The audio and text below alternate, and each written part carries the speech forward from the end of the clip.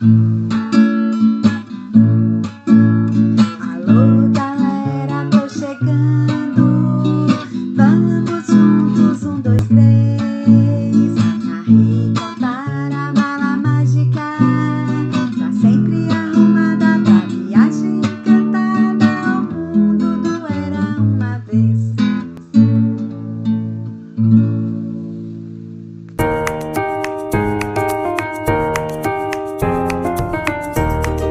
Está entrando no ar o podcast da Recontar, o programa onde inclusão e diversidade estão sempre na mesma sintonia.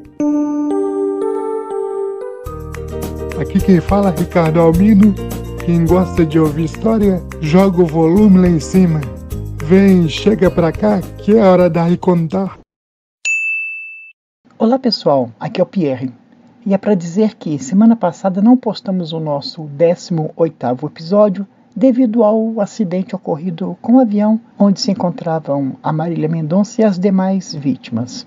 Coincidentemente, e uma triste coincidência na verdade, é que o Ricardo estava gravando uma homenagem ao grupo Mamonas Assassinas, por serem da mesma cidade que a entrevistada da semana. E depois de pensarmos um pouquinho sobre se deixaríamos a homenagem ou não, com todo respeito às vítimas e seus familiares, que segue aí o nosso podcast como ele foi pensado.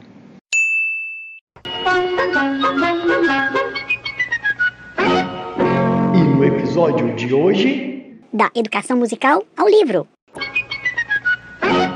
Alô meu povo, olha nós aí de novo.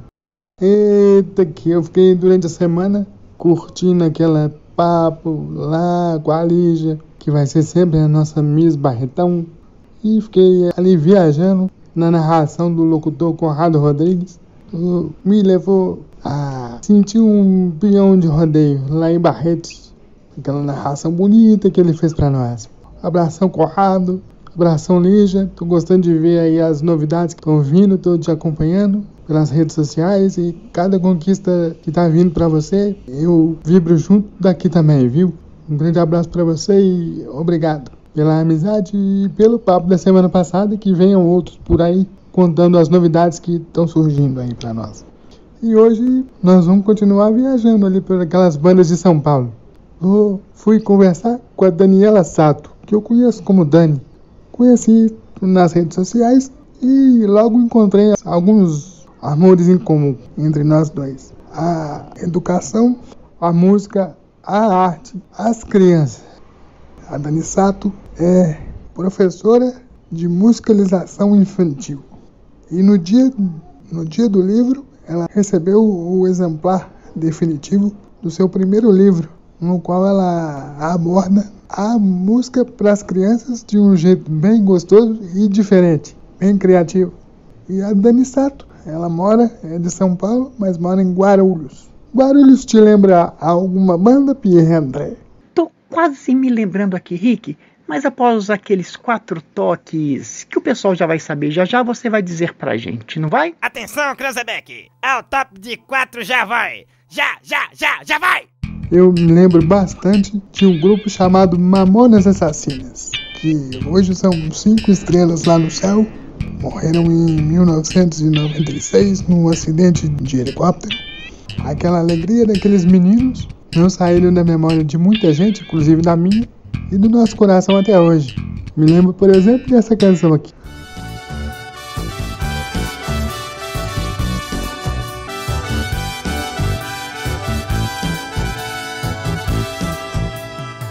Menina, seus cabelos é na hora, seu corpão violão, meu docinho de coco, tá me deixando louco. Eita alegria, gente. Era muito bom ver o Dinho, o Bento, o Sérgio, o Samuel, o Júlio fazendo aquela bagunça cada vez que subia no palco. Eu infelizmente não tive tempo de ver ao vivo aqui em Belo Horizonte. Ah, mas como eu queria. Nossa, eu ia rir demais de mijar na calça. Acho que eles me ajudaram bastante a ser um pouco mais leve e a levar essa alegria na vida e nas coisas que eu gosto de fazer. Bom, mas Mamonas Assassinas à parte, tá entrando no ar mais um episódio no podcast Ricontar. Sejam bem-vindos e aproveitem bastante.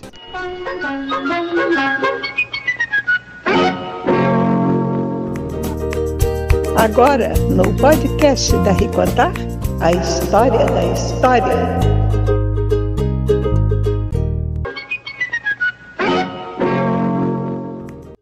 E o nosso História da História de hoje me fez lembrar de algumas coisas nessa minha trajetória com as histórias aqui em Belo Horizonte. Não sei se vocês que estão ouvindo já viram ou já receberam isso alguma vez. Teve uma rede de supermercados e de padarias aqui que colocou no seu pacotinho de pão poemas. E teve uma época que os pontos de ônibus, as pessoas que quisessem doar, podiam deixar livros lá para outros lerem e quando voltassem naquele ponto ou em outro ponto, deixassem o livro lá ou deixassem um outro livro para quem quisesse pegar e fizeram assim, tipo uma biblioteca itinerante. Estou falando disso porque o meu amigo Pierre Pré, aqui do lado, nosso editor, foi o criador da famosa carroça de histórias. E ela já passeou por muitos lugares por aqui. E também porque a Dani Sato foi contar as suas lembranças dos tempos de criança e falou do tal ônibus biblioteca. Ah, que bom que se pelo menos nas capitais ou nas cidades metropolitanas tivesse pelo menos um ônibus biblioteca na sua frota. Que beleza seria. Ei, Pierre, que beleza, meu amigo. Vamos torcer para que esse seja mais um sonho que um dia se torne realidade. Mas vamos escutar essa história bacana que a Dani Sato contou aqui no nosso História da História. Escuta aí, que legal! Quando eu era criança, eu morava na zona leste de São Paulo. E lá existia o ônibus biblioteca. Se eu não me engano, era uma vez por semana que ele passava lá no bairro. E você subia, era um ônibus mesmo, você subia no ônibus, só que ao invés dos bancos, eram estantes de livros. E você tinha carteirinha, né? Dava para pegar livro emprestado. E fora isso, eu frequentava a biblioteca, né? Naquela época não tinha essa tecnologia de hoje. Não tinha computador, não tinha internet.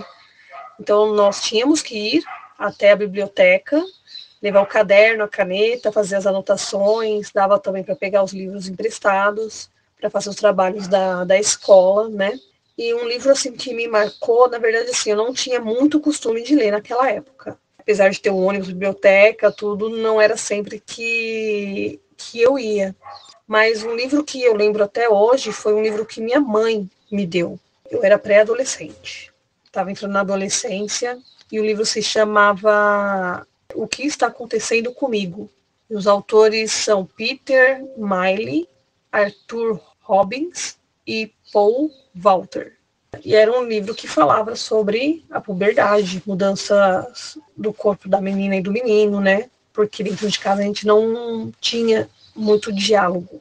Então foi a forma que minha mãe teve de eu ler, entender um pouco sobre o assunto. Mas, assim, o interesse mesmo pelos livros veio bem mais tarde. Já na fase adulta, já que eu comecei a estudar música, fiz a faculdade e descobri essa parte da musicalização infantil e fui procurar outros educadores musicais, os trabalhos deles, né, os livros. E daí é que veio a ideia mesmo de escrever o livro e compor músicas infantis. E só para fazer um pequeno comentário sobre a resposta da Dani, falando de ônibus biblioteca, eu me lembro de uma história minha na biblioteca do UniBH, na época que eu fazia jornalismo. Tem duas histórias bem bacanas. A primeira, que quando eu chegava na porta da biblioteca, geralmente eu ia lá, ou na hora do intervalo, ou no final da aula, onde eu ficava esperando meu pai me buscar. E eu aproveitava para pegar algum livro que eu tinha que pegar para ler, ou tirar xerox de algum capítulo. E um dos recepcionistas já me via na porta e já falava assim, deixa o menino passar na frente. Quer dizer, eles já respeitavam lá dentro da faculdade o direito, né, garantido por lei da pessoa com deficiência ter prioridade nas filas. E outro aspecto que ficou guardado na minha memória E a Dani fala da biblioteca, né? Do ônibus biblioteca. A biblioteca é você lê, você cria o hábito de ler e também, além de fazer amizades, você melhora a sua memória também. Eu conheci logo no começo do curso de jornalismo, eu chegando na faculdade, eu conheci uma das poucas e grandes amigas que a faculdade me deu em 4 anos. Ela deve estar nos ouvindo agora, é jornalista também e é fera no esporte da escalada. Minha amiga Branca Franco. A Branca, a gente se encontrava quase todos os dias. No final da aula, quando eu ia para a biblioteca esperar meu pai, ela estava lá. E a gente conversava, ela me ajudava a pegar o livro que eu tinha que pegar. A gente conversava sobre as aulas, sobre o livro que um estava lendo, sobre as coisas que a gente gostava. E todos os dias, no final da nossa conversa, ela dizia assim: desculpa, mas qual é o seu nome mesmo? E eu repeti o meu nome para ela. Isso foi 1 ano assim, todos os dias. Todos os dias. E eu fiz com ela depois do estágio no Jornal da Rua, que era um dos jornais laboratórios do UniBH. E ela me ajudou a fazer a redação, que me levou a ser parte da equipe do Jornal da Rua. A gente fez matéria junto lá. E eu falava com ela: você lembra disso, que você não lembrava o meu nome? E ela falava assim: hoje eu não esqueço. E a gente continua conversando quase toda semana. Onde quer que ela esteja, a gente sempre está em contato. Isso já eu tenho de formado 15 anos, ela tem um pouquinho a mais que eu, mas é aquela coisa, né? Vai lendo que a sua memória vai aprimorando e você não vai esquecendo das coisas que você gosta e das pessoas que te marcam também. E foi justamente na hora que eu ia começar a gravar os meus áudios para o nosso dueto Ricontar que o plantão da televisão anunciou a partida da Marília Mendonça. No começo achei que era fake news, mas logo vi o avião lá embaixo. Que coincidência triste. Quando os Mamonas morreram, eu também estava assistindo televisão, em casa. E também vi o avião batendo na Serra da Cantareira. Marília, assim como os Mamonas, foram artistas que eu queria muito ter podido assistir cantando ao vivo. Mas Deus não quis me dar essa oportunidade. Fiquei com a lembrança deles e das músicas no coração e na cabeça. E agora peço a Deus para que dê força para a família da Marília e para o pequeno Leozinho, que continue crescendo forte e um menino alegre, feliz, e que não esqueça da mamãe e da obra que ela deixou, do legado que ela deixou para nós, para nossa arte, para nossa música. Que Deus dê a Marília um bom lugar e que junto com ela os Mamonas, o Renato Russo, o Cazuza, o Raul Seixas, todos se encontrem lá no céu e façam uma festa musical que a gente vai sentir aqui de baixo em forma de oração. Agora, no Dueto Ricontar, uma história de amizade você vai escutar.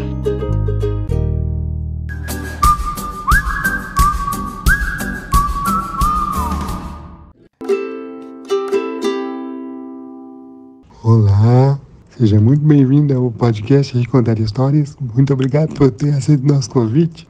Olá, eu que agradeço pelo convite. Muito obrigada.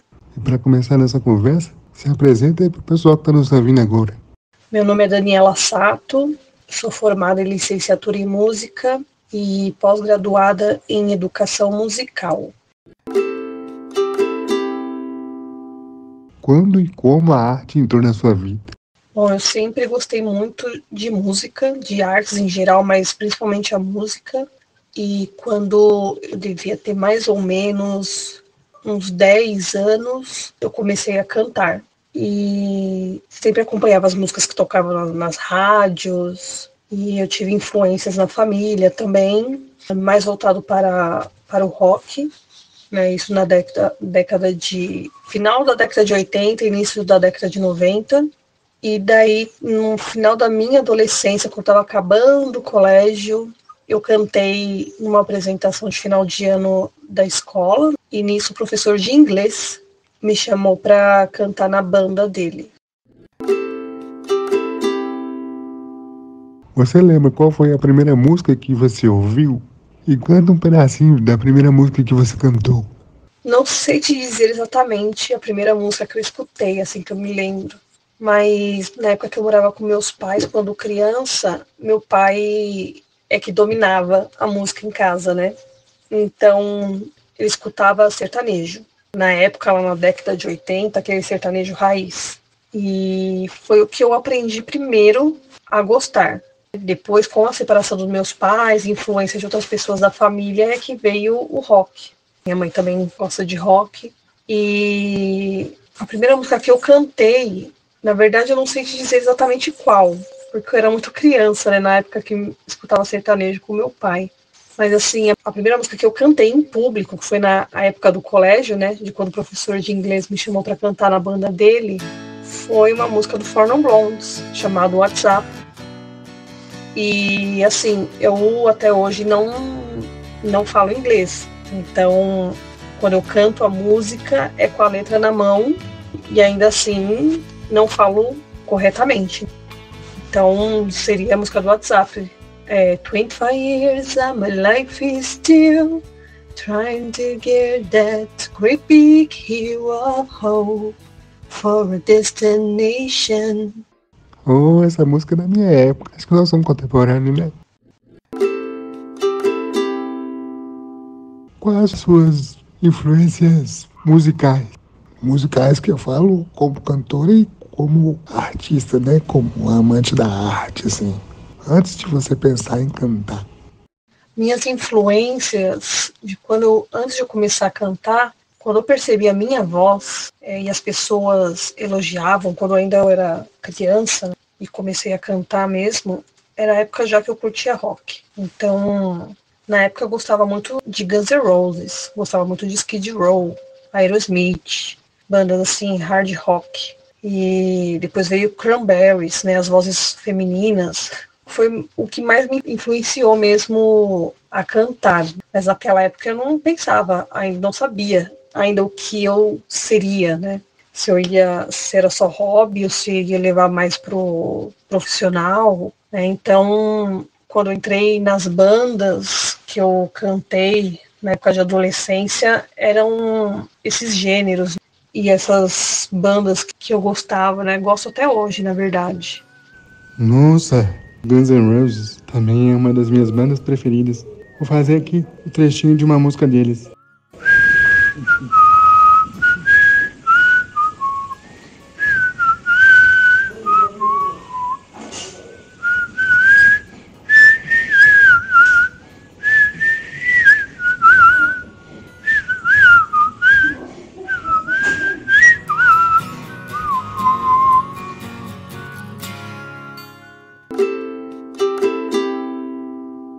Antes de ser professor e de trabalhar com música, que carreira você pensava em seguir? Bom, antes da faculdade de música, assim, eu nunca tinha pensado em outra faculdade, o que eu queria ser, o que eu ia fazer. Quando eu era criança e percebi a minha voz, que eu gostava de música e queria cantar, na verdade eu dizia que eu seria uma estrela do rock. Então, no final do antigo colegial, que hoje é o ensino médio, a escola levou a gente para conhecer uma faculdade. E nessa faculdade apresentaram as salas, como funcionava, e deram uma lista para a gente dos cursos que tinha nessa faculdade. E um dos cursos era a faculdade de música. Então, na hora, sim, já fiquei super animada. Mas, naquela época, não era licenciatura em música. Naquela época, era faculdade de música para ser músico. Aí você decidia se você seria professor, tocaria à noite ou entraria numa banda. E o vestibular era uma prova específica de música. Então você já tinha que saber. Então eu não vi chances nem de tentar fazer a prova, porque eu nunca tinha estudado música. Então isso foi no final de 98, 99, mais ou menos. Em 2000, no início dos anos 2000, eu tive que decidir o que eu iria fazer. Então eu tentei biologia, fiz alguns meses do curso e desisti. Depois de um tempo eu tentei hotelaria e turismo, fiz alguns meses e desisti. Nessa época eu trabalhava na área da saúde, eu fiz 1 ano de curso de radiologia médica, um curso técnico, e desisti. Não queria mais a área da saúde, na verdade eu queria sair da área da saúde. Nisso, quando eu saí da área da saúde, que eu cheguei a trabalhar em hospital, clínica, pronto-socorro, eu consegui um emprego para trabalhar na parte administrativa de uma escola de música aqui em Guarulhos. Eu já morava em Guarulhos na época. Na verdade, nessa escola eu iniciei como aluna, fiz um pouco de curso de guitarra e depois fiz aulas de canto. Virei amiga do dono da escola, de várias pessoas de lá, e daí o dono da escola me chamou para trabalhar lá na parte administrativa e de atendimento. E nisso veio a oportunidade da faculdade de música, aí sim, licenciatura em música. Quando foi a primeira composição que você fez? Eu sempre quis compor música, mas eu pensava que eu nunca conseguiria, sabe, que não era para mim compor. Tanto que eu já tinha tentado várias vezes e nunca conseguia passar de poucas linhas. Até que na internet eu encontrei um cara que dava aqueles cursos rápidos, gratuitos, para você compor. E nisso ele mandou a melodia lá, né, a música, e pediu para que a gente colocasse uma letra. E era uma bossa nova, e daí eu coloquei uma letra em cima, mas assim, eu nunca considerei que essa foi minha primeira composição, não. A minha primeira composição mesmo, tanto instrumental, que é um ukulele, e a letra e voz, que eu fiz a parte, né, do ukulele, fiz a letra e cantei, foi o ano passado, quando eu comecei a dar aula de musicalização infantil online e decidi que eu ia tentar fazer uma música para cada aluno meu.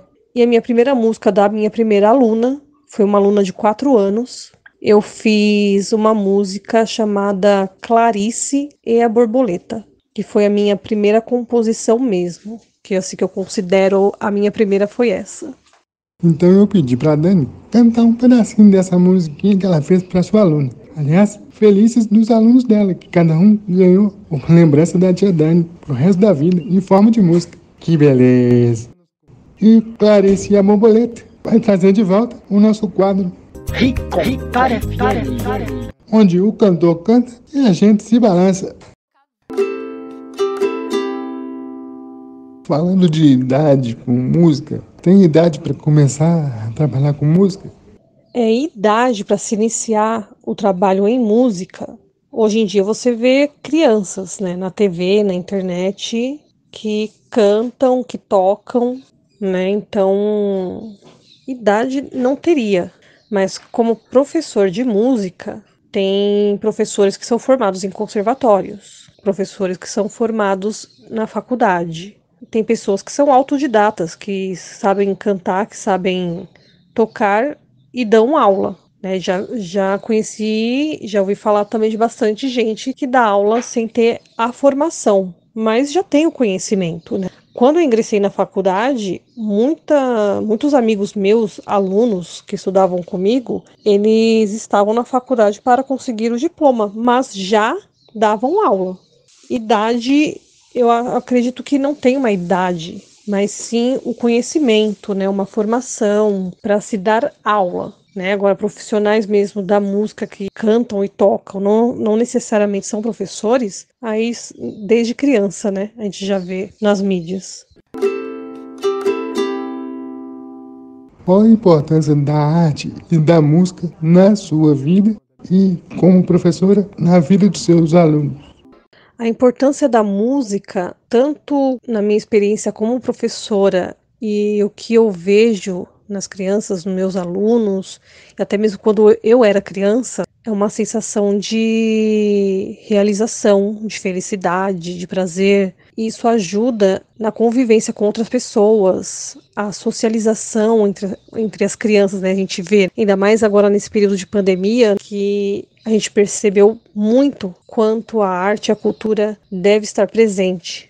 E ajuda em várias questões, socialização, memorização, concentração, disciplina. E isso você não usa só naquela aula de artes, naquela aula de música. Você usa isso para a vida, ajuda em outras matérias na escola. Então, eu acho que é uma coisa muito importante de ingressar a pessoa na arte desde criança, na verdade.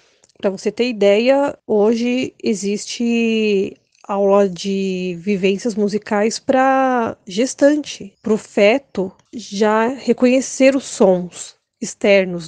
que ele reconhece a voz da mãe, a voz do pai, reconhece aquela música que era tocada ou cantada quando a criança ainda estava no útero. Então, eu acho de extrema importância para a vida social e para a vida também psicológica. O tanto que a música nos afeta positivamente, nos emociona. Então, eu acho de extrema importância arte e cultura na vida de todos. Qual a importância da música e da arte no processo de inclusão e de acessibilidade para você? Eu acho que a inclusão na música, ela evoluiu bastante. E quando eu falo nesse assunto, eu lembro de um comercial de uma campanha de Natal, que a professora falava: só fica na sala quem não for participar do coral, mais ou menos isso. E na sala havia um aluno surdo.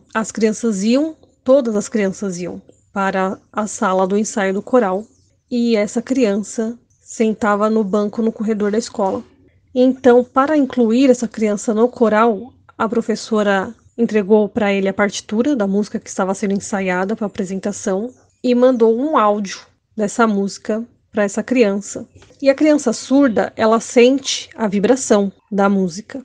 E ela ensaiou, sentindo a vibração do som que saía na caixa do aparelho de som e lendo a partitura.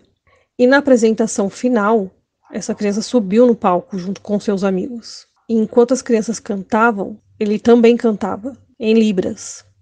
Eu sempre me emociono quando eu lembro desse comercial.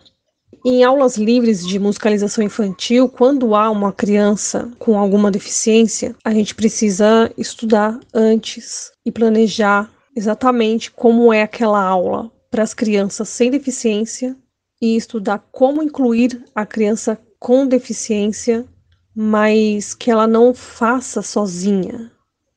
Coloca aquela criança naquele canto, faça desse jeito, enquanto você trabalha com as outras crianças separadamente.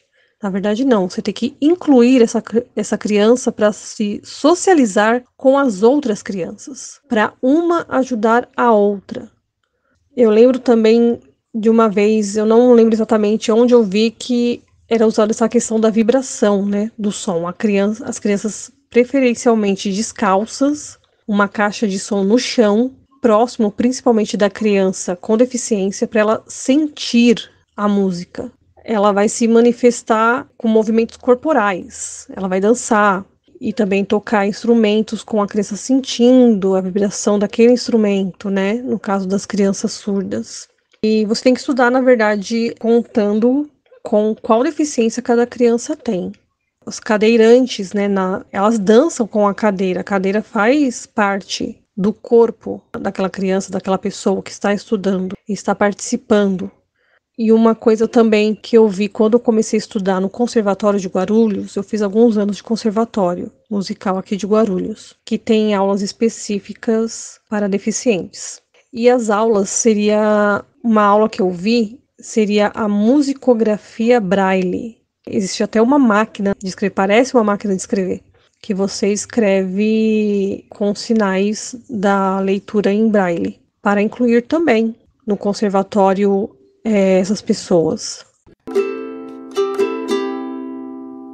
Você já deu aula para alguma pessoa, para alguma criança ou alguma pessoa com deficiência? Se sim, conta para nós como é que foi essa experiência. Eu nunca tive aluno com deficiência. Nunca tive, mas já fiz cursos com uma professora psicopedagoga que trabalha com inclusão, mas nunca tive a oportunidade de trabalhar com deficiente. Você tem vontade de dar aula para uma pessoa com deficiência, para uma criança? Seria uma experiência nova trabalhar com deficiente.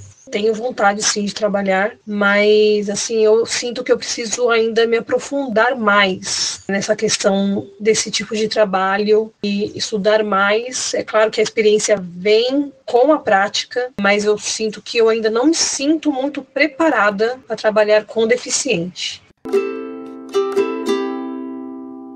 Como é a acessibilidade nas escolas e na sua cidade aí para as pessoas com deficiência e com mobilidade reduzida? E o que você acha que ainda precisa melhorar?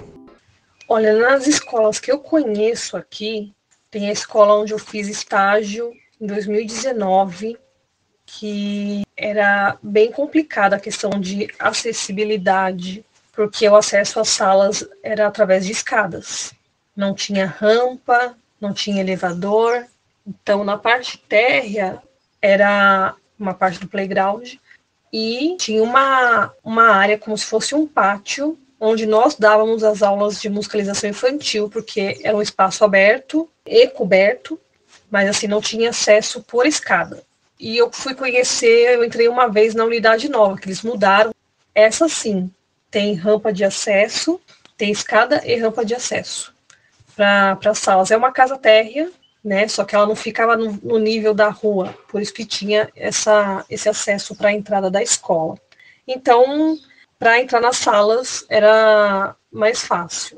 Agora, tomando como exemplo a escola onde meu filho estuda, é bem complicado. Você consegue entrar, ter acesso ao térreo, ao banheiro, à secretaria, tem uma sala de aula no térreo, tem o pátio, né, onde as crianças brincam, fazem o lanche, mas a maioria das salas são no segundo andar. E a quadra fica na parte de cima da escola. E o único acesso é por escada. O playground também é na parte de cima. A sala de informática é no andar de cima. Então, é uma questão que eu acho que precisa melhorar muito, muito ainda nas escolas. Nós sabemos a dificuldade que as escolas estão, principalmente agora, por causa da pandemia. Mas, assim, precisa investir, porque as crianças que necessitam desses acessos, elas não podem ficar sem ir para a escola, elas não podem deixar de participar das atividades porque a sala fica no segundo andar. As escolas que não têm essa facilidade para essas crianças, elas precisam fazer adaptações onde essas crianças conseguem chegar.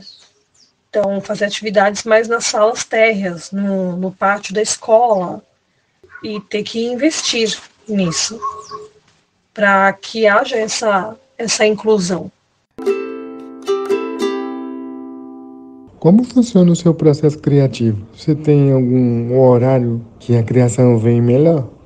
Eu, por exemplo, adoro criar minhas histórias à noite.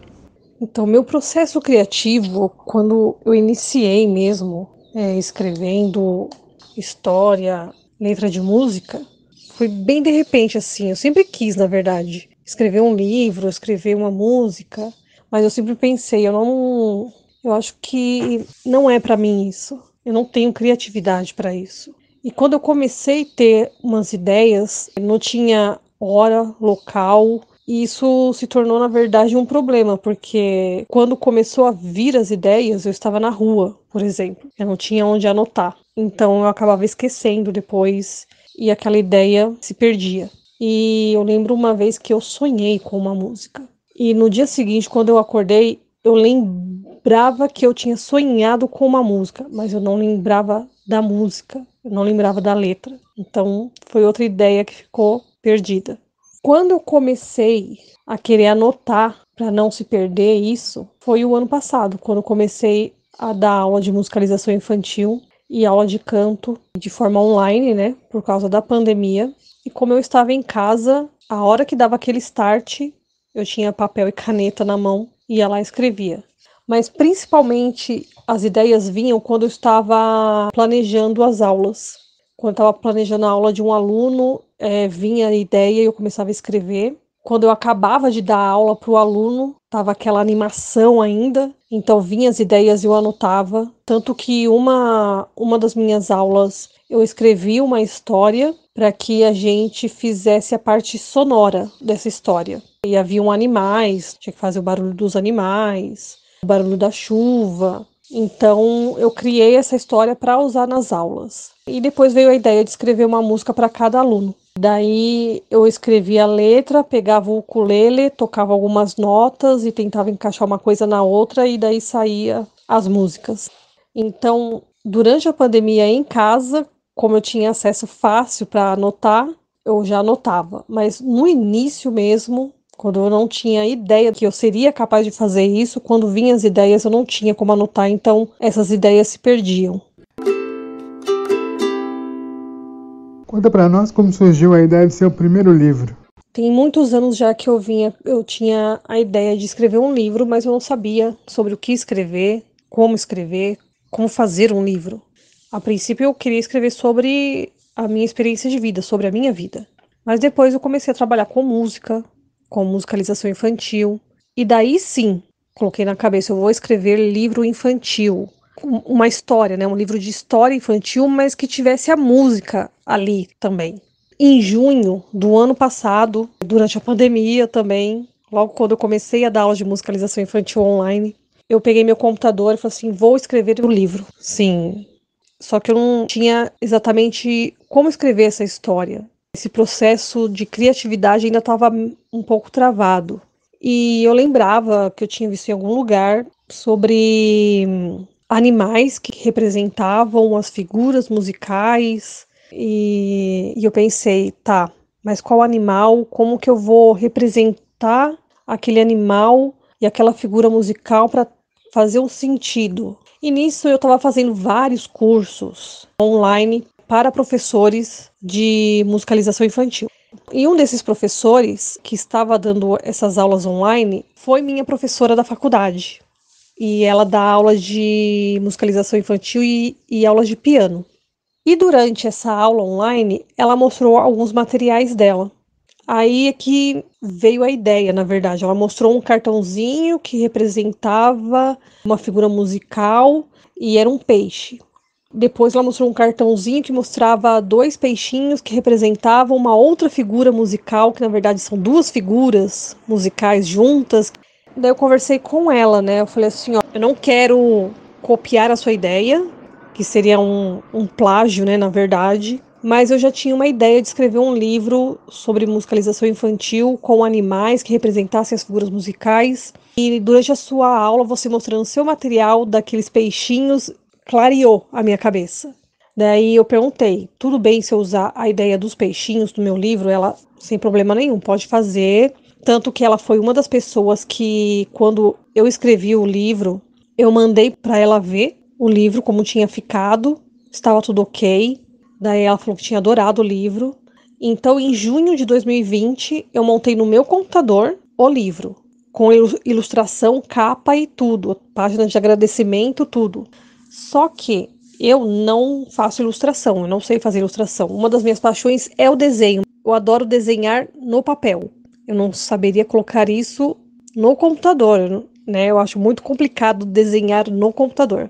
Então eu fui na internet e busquei imagens gratuitas e fui montando a parte de ilustração do livro. E foi esse que eu tinha mandado para ela ver. Só que eu não podia publicar esse livro. Eu peguei umas imagens, por mais que sejam gratuitas na internet, não são imagens minhas, não são exclusividade minha. Qualquer pessoa pode ver essas imagens e usar também. Eu queria uma coisa para o meu livro. Então o livro estava pronto, mas eu não podia publicar. Então aí que eu comecei a procurar ilustrador, diagramador, revisor de texto, qual a plataforma onde eu ia publicar esse livro. Então foi 1 ano depois, em junho de 2021, é que eu consegui achar todos os profissionais que eu precisava, até a bibliotecária para fazer o registro do livro, né? A ficha catalográfica, o código de registro do livro.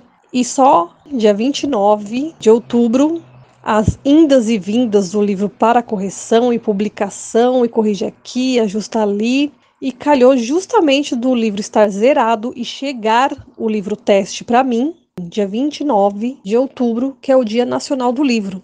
Eu falei assim, eu preciso publicar isso no Dia Nacional do Livro. Assim, foi uma grata coincidência, na verdade.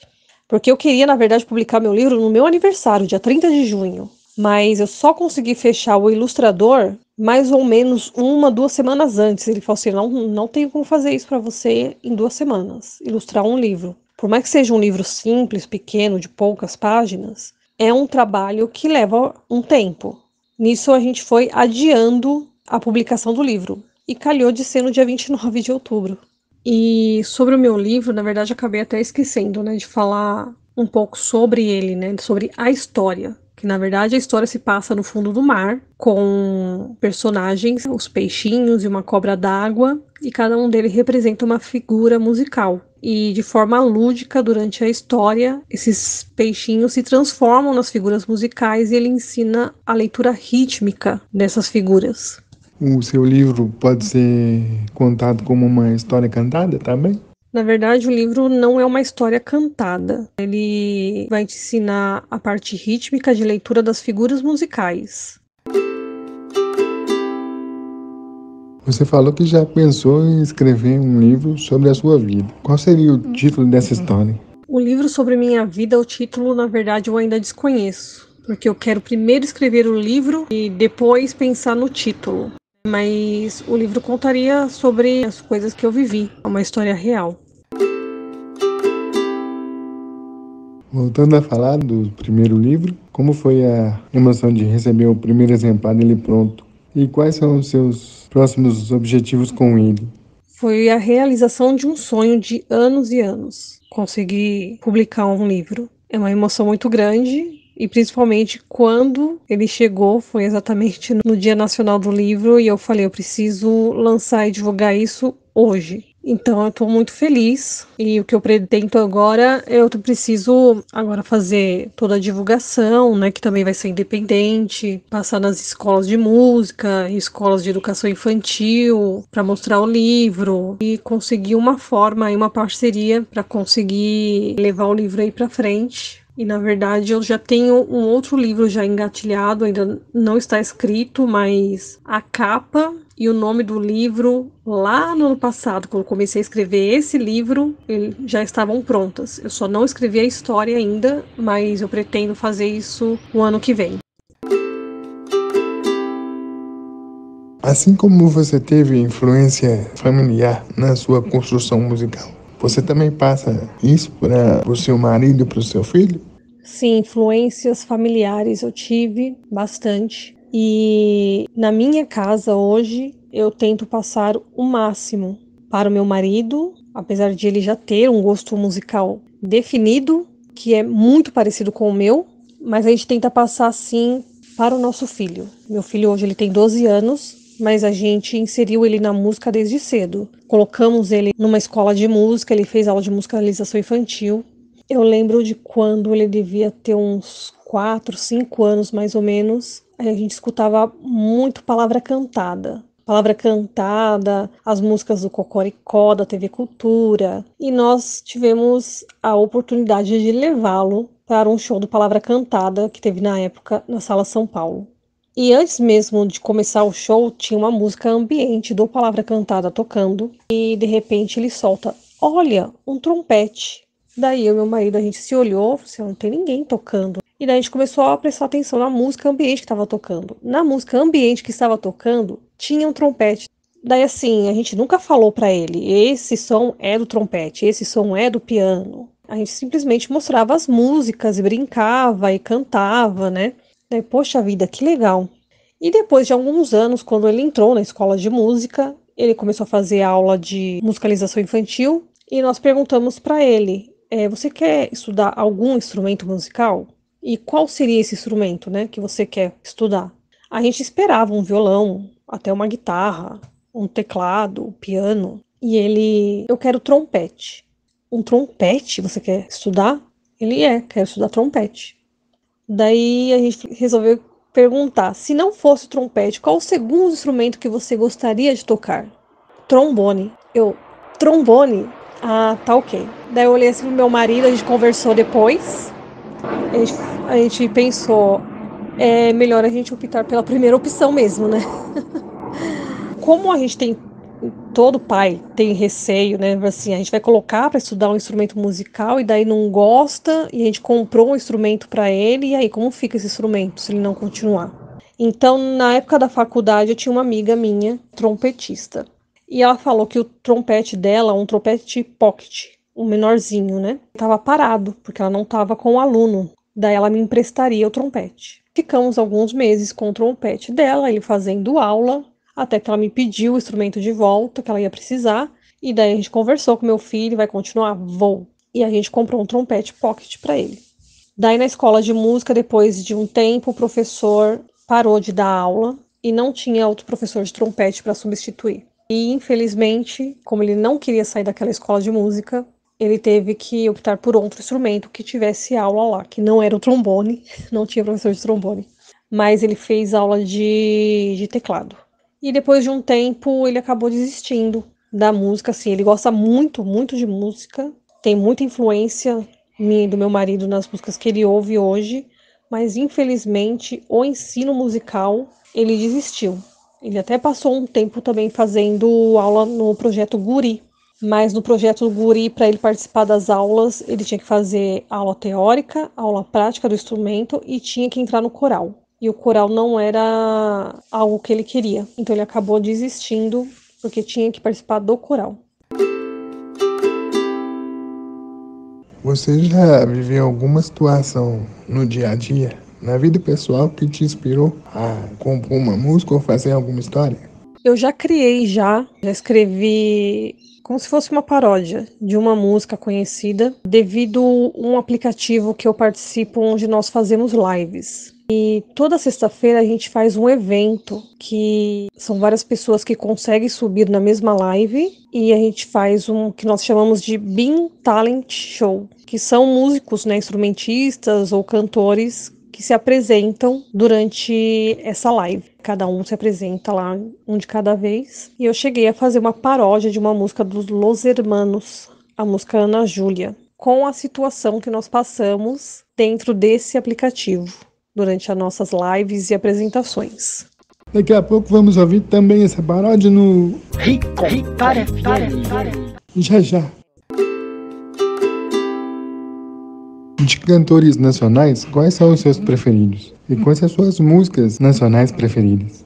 Eu gosto muito de Marisa Monte, eu adoro a Pitty, mas o que me marcou muito, que eu sinto muita falta hoje, é do André Matos. Na época que eu cantava com o coral da EMESP, ainda nos ensaios presenciais, nós fizemos 2 anos, 2 temporadas de apresentações com o André Matos. O André Matos é ex-vocalista do Viper, do Angra e do Xamã. São bandas de metal. Eu lembro quando eu era criança, eu assistia a antiga MTV e passava os clipes do Angra, quando o André Matos era vocalista. E, assim, eu nunca imaginei que um dia eu fosse trabalhar com ele. Nunca imaginei. Assim, quando anunciaram pra gente no ensaio, esse ano nós vamos fazer uma peça, um ensaio para apresentação junto com o André Matos. Eu falei assim, que André Matos vocês estão falando? Ex-vocalista do Angra? Daí a professora, sim, ele mesmo. Assim, eu quase caí para trás quando eu soube. Então fizemos 2 temporadas de apresentação com ele. Tiramos fotos, pegamos autógrafo, foi muito legal, conversamos com ele. Ele era uma ótima pessoa. E infelizmente, em 2019, ele veio a falecer. Se você pudesse escolher um cantor para fazer um show junto, quem seria? Olha, um cantor que eu faria show junto, quem seria? Na verdade, não teria só um. Se fosse na minha época, lá dos anos 80, 90, seria com Axl Rose, vocalista do Guns N' Roses, que eu era apaixonada. Um cantor internacional hoje seria uma cantora. Ela chama Tarja Turunen, que é uma finlandesa. Eu, assim, sou completamente apaixonada por ela e pela voz dela. Mas se falarmos em cantores nacionais, hoje eu cantaria com Marisa Monte. Dani, eu quero te agradecer pela presença no podcast Ricontar Histórias. E para finalizar, deixe para o pessoal os seus contatos e também como a gente pode adquirir o seu livro. Muito sucesso para você nesse e nos outros livros que ainda virão. E também na sua carreira na música e na educação. Muito obrigado por tudo que você faz. Eu que agradeço o convite, foi um prazer participar. E vocês me acham no Instagram, @ds.satomusic. E o meu livro vocês encontram no site da UICLEP. É UICLAP. E o site é loja.uiclep.com. É só digitar o meu nome na barra de procura, Daniela Sato, que aparece meu livro. Tá bom? Obrigada. Agora, no podcast da Ricontar, Ricontar FM. Aqui o cantor cantando e o povo. Alô, meu povo! Se balança.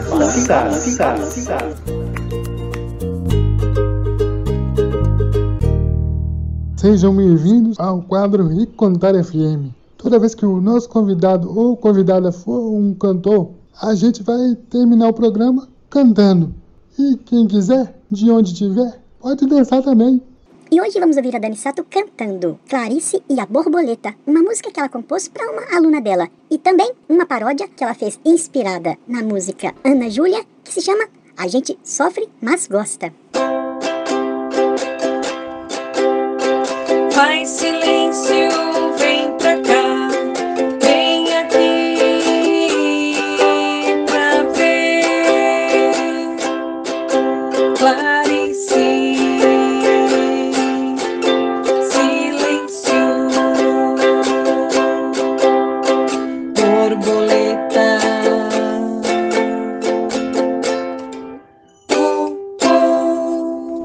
Quem nos vê cantar assim na BIM não sabe o que é sofrer por antecedência a crise de ansiedade irrita contemplar os amigos a cantar e perder a confiança toda sexta se expor.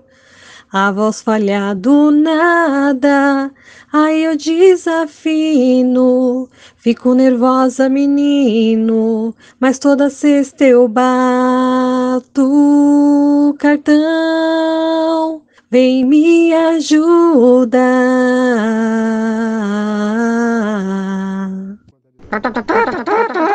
Hora do plantão. Agora no Ricontar Plantão Imaginário, um jornal líder de audiência aqui na Terra e no mundo da imaginação. Para o nosso quadro Plantão Imaginário, qual seria a sua manchete que ainda não aconteceu, mas que você gostaria muito que acontecesse? Eu gostaria muito que o Brasil valorizasse mais a arte, a cultura e a educação, que nosso país se tornasse referência para outros países. Agora é sua vez, meu amigo Pierre André, para fechar o nosso podcast de hoje. Vai lá. Ô, meu amigo, quem vai dar o meu plantão imaginário é o nosso mascotinho, o Riconteco. Vai daí, meu amiguinho. Extra, estou chegando com a minha notícia extraordinária do episódio de hoje. Depois que a nossa entrevistada Dani Sato revelou ao nosso querido e lindo, mais ou menos apresentador, o Brasil começou a valorizar a arte, a cultura, a educação e se tornou uma referência no mundo. Extra, viva Dani Sato! E o nosso plantão imaginário desta semana fica por aqui.